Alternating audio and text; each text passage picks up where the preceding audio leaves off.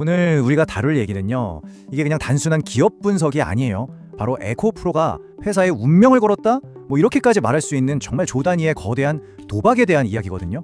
과연 이 도박의 끝이 뭘지 지금부터 한번 같이 그 속으로 들어가 보시죠. 자, 그럼 이 도박이 대체 왜 시작됐을까? 그 배경부터 봐야겠죠. 전기차 뭐 요즘 대세잖아요. 시장이 엄청나게 크고 있는데 문제는 그 심장, 바로 배터리 공급망이에요. 이게 진짜 언제 터질지 모르는 시한폭탄 같은 거죠. 특히 니켈이나 리튬 같은 핵심 원자재, 이거 거의 다 어디서 오는지 아세요? 네, 바로 중국입니다.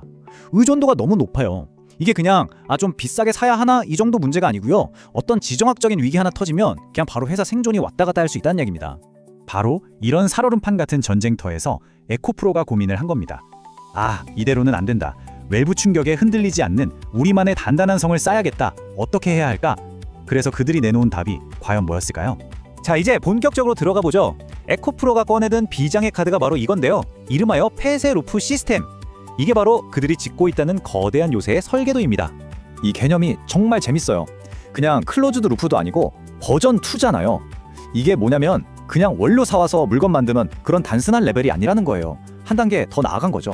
그러니까 원자재 캐오는 것부터 그걸로 양극재 만들고 나중에 다 쓴 폐배터리 수거해서 재활용하는 것까지 이 모든 과정을 배터리가 태어나서 죽을 때까지 전부 다 에코프로라는 울타리 안에서 해결하겠다는 거예요.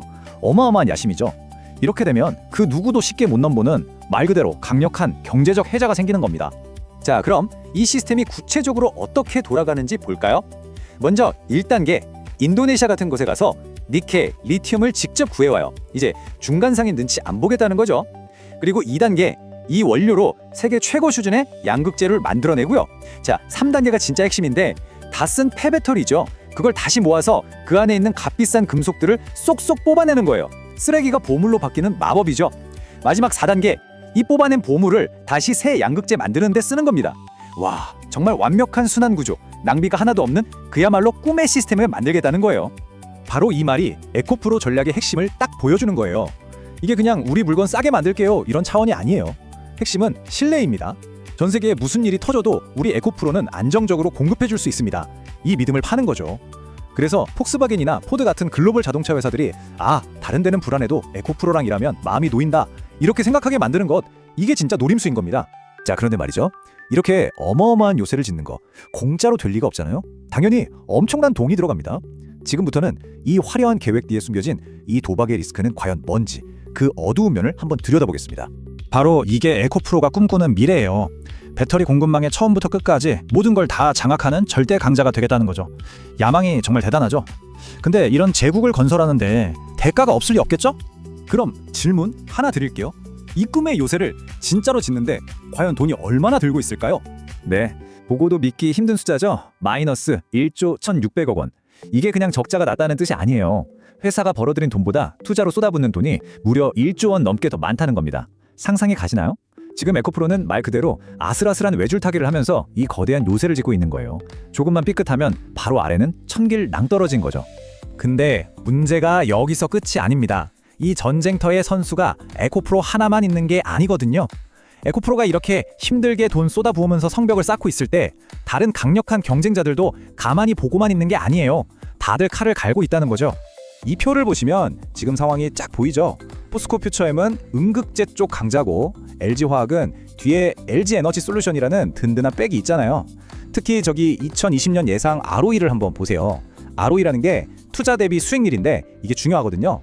LG화학은 목표가 15.7%인데 에코프로는 어때요? 1에서 3%. 정말 낮죠?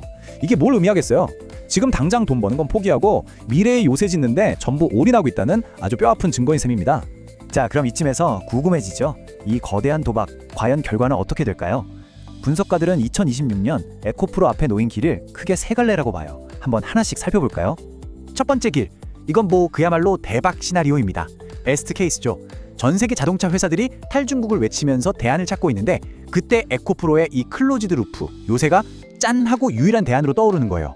그렇게 되면 어떻게 될까요? 전 세계에서 주문이 쏟아져 들어오고 시장 점유율 70% 찍고 지금까지 쏟아부은 돈은 전부 황금알을 낳는 거위가 되는 거죠.